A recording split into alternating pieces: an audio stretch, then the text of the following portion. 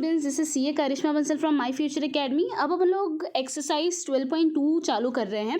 उसके लिए पहले अपन एग्जांपल 2 देख लेते हैं। एग्जांपल 2 में क्या बोला है, find the area of sector of a circle with radius 4 centimetre angle 30 degree.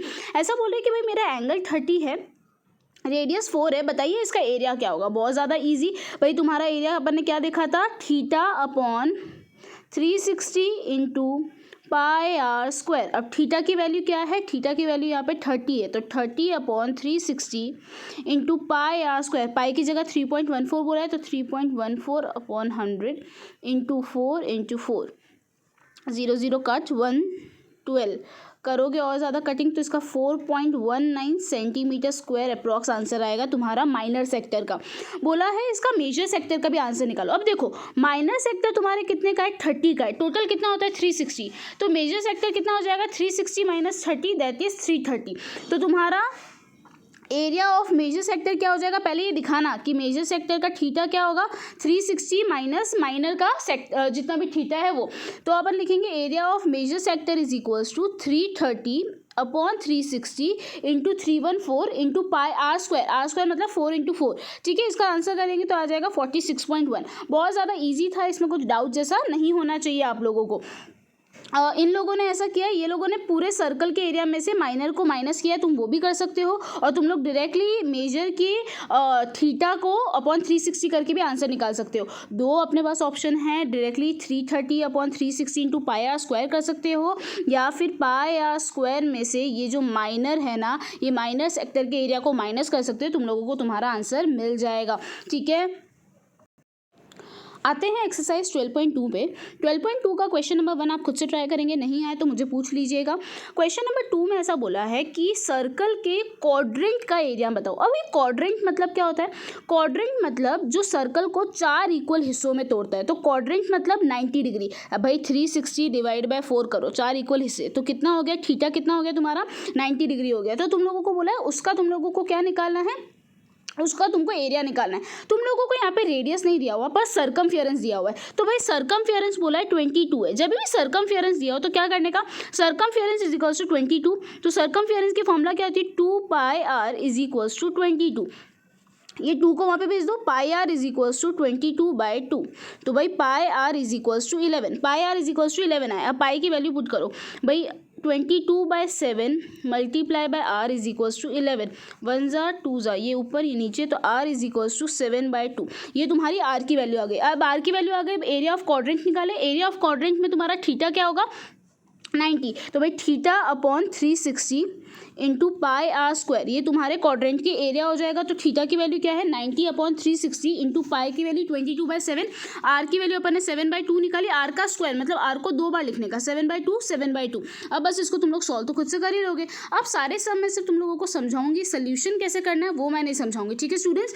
Question number 3 में तुम लोगों को ये बोला गया है कि एक वॉच है, उस वॉच में एक मिनट का हैंड है, वो मिनट का हैंड 60 मिनट्स कवर करता है, वो तो तुम लोगों को पता है। पूछ रहे हैं 5 मिनट्स में ये जो बोलते हैं ना तुम्हारा मिनट हैंड है वो कितना एरिया कवर करता है। 5 मिनट्स में पहले ये ढूंढो कि 5 मिनट्स में थीटा कितना होगा। एक बात बताओ, टोटल कितने मिनट्स होते हैं, 60 मिनट्स। 60 मिनट्स में वो कितना एरिया कवर करता है, 360 डिग्री जितना।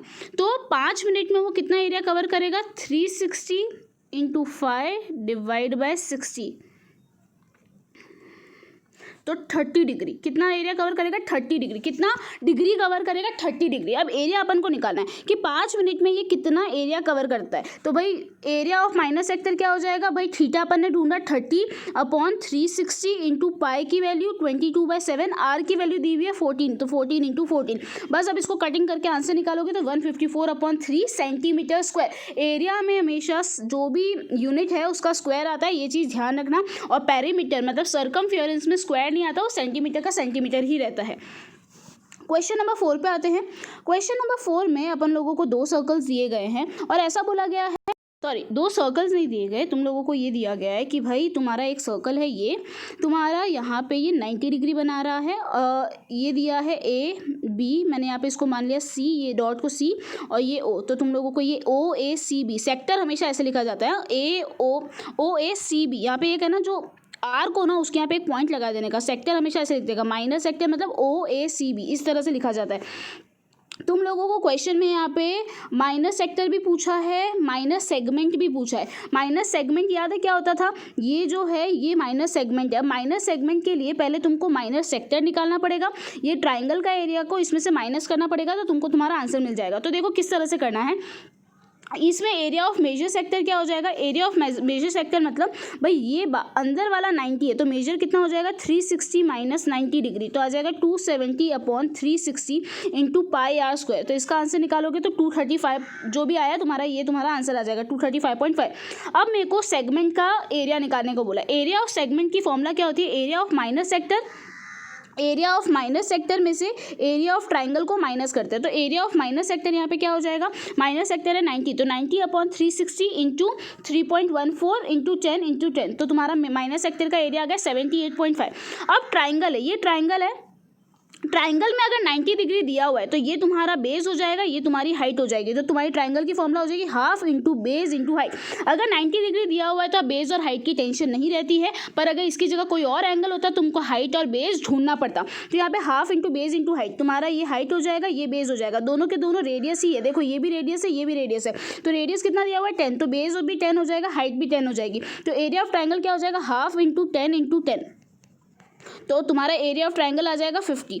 ठीक है, अब एरिया ऑफ ट्राइंगल आ गया, एरिया ऑफ माइनर सेगमेंट आ गया, तो एरिया ऑफ तुम्हारा सेगमेंट कितना हो जाएगा, area of segment is equals to area of minor sector minus area of triangle, तो 28.5 सेंटीमीटर स्क्वायर तुम्हारा क्या आ जाएगा, एरिया ऑफ सेगमेंट आ जाएगा। आया समझ मैंने एरिया ऑफ सेगमेंट किस तरह से निकाला। अब ये वाला जो क्वेश्चन है ना, इसको आराम से देखना।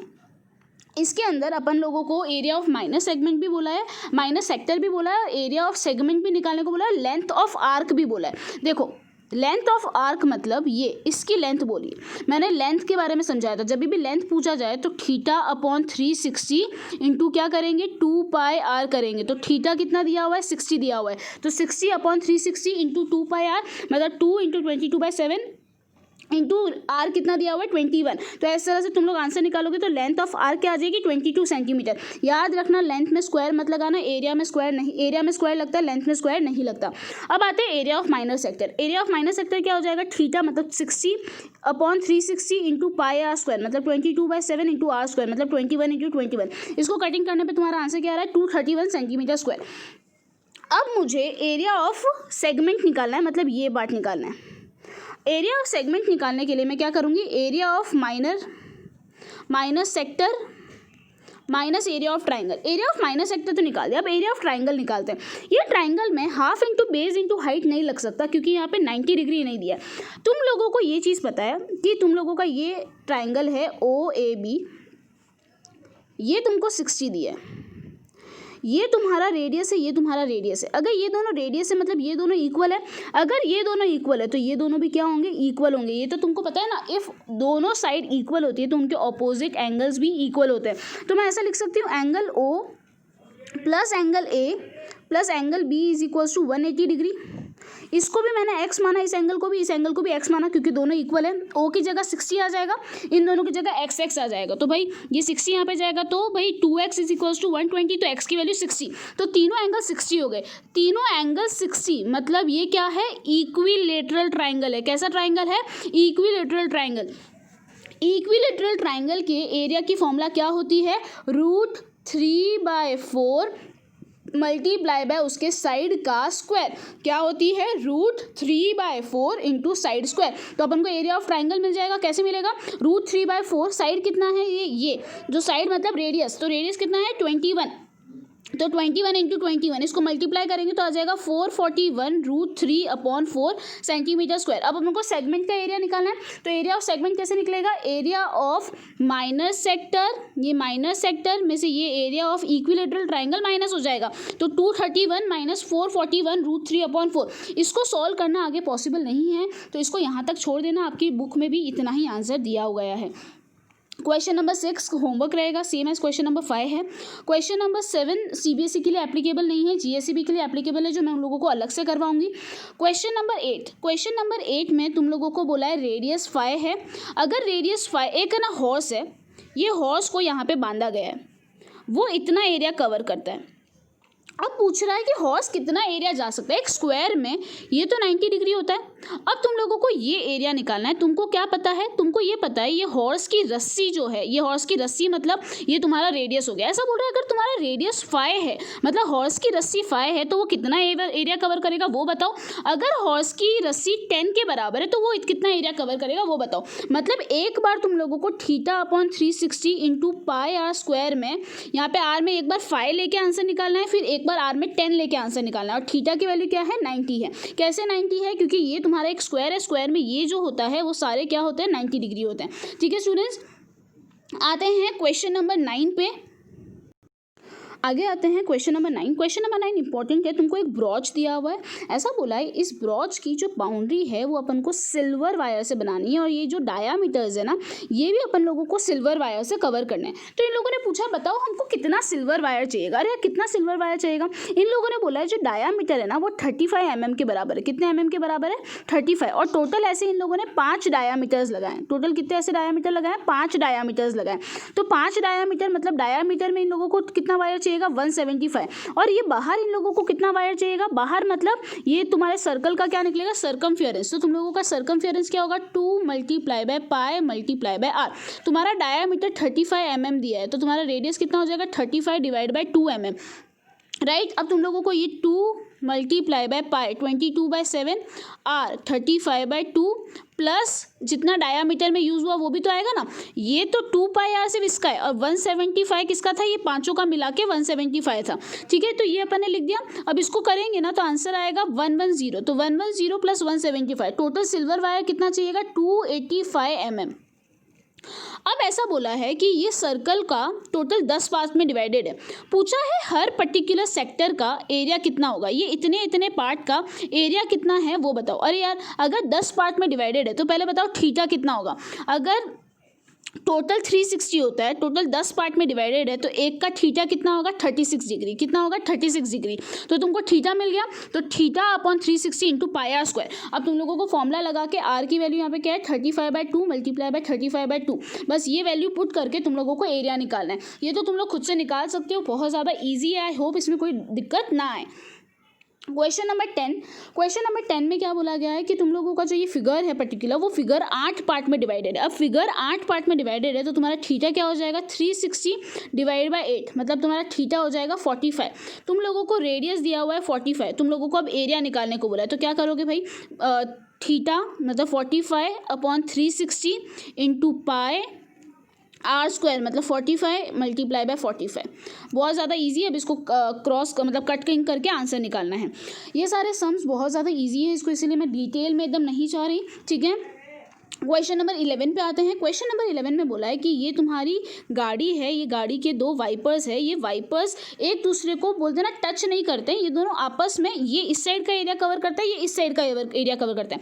पूछ रहे हैं ये दोनों वाइपर अगर मिल के 115 डिग्री का यहाँ पे ये एरिया बनाते हैं तो ये कितना टोटल एरिया ये बोलते हैं ना ग्लास पे कवर कर रहे हैं। भाई कितना एरिया बना रहे हैं ये लोग, 115 जितना बना रहे हैं। तो भाई थीटा 115/360 ऐसा बोला है। ये जो वायर है, ये जो वायर है इसकी लेंथ कितनी है, 25, मतलब तुम्हारा रेडियस हो जाएगा 25।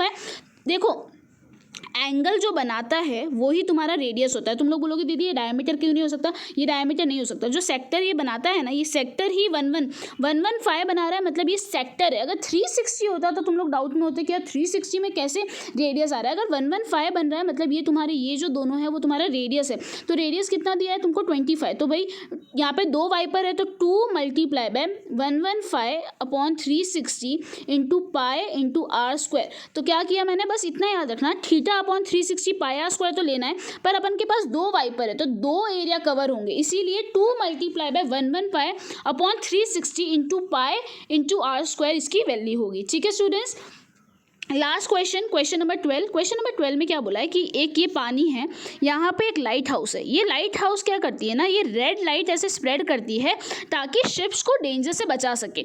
ये टोटल इतना एरिया कवर करती है कि उसकी 80 डिग्री जितनी लाइट फैलती है। कितनी लाइट फैलती है, 80 डिग्री। और ये जो ये लाइट है, इसकी लेंथ दी है 16.5, ये तुम्हारा ये है, और ये 80 डिग्री के हिसाब से क्या दिया हुआ है, ये दिया हुआ है, तो ये तुम्हारा क्या हो गया, रेडियस हो गया। क्या हो गया, रेडियस। पूछा ये कितना एरिया कवर करती है, तो भाई 80/360 into pi r square, r की वैल्यू 16.5 मल्टीप्लाई बाय 16.5, बस ये तुम्हारा आंसर आ जाएगा। ठीक है स्टूडेंट्स, ये तो बहुत ज़्यादा ईजी पार्ट है, ये चैप्टर ही सबसे ज़्यादा ईजी है, इसके अंदर कोई डाउट जैसे सम्स नहीं है। ये पार्ट यहाँ पे खत्म हुआ। क्वेश्चन नंबर 13 मैं नेक्स्ट पार्ट में लूँगी। इस पार्ट तक कोई डाउट हो तो मुझे इमीडिएटली इन्फॉर्म कर देना, मैं अभी के अभी सॉल्व कर दूँगी।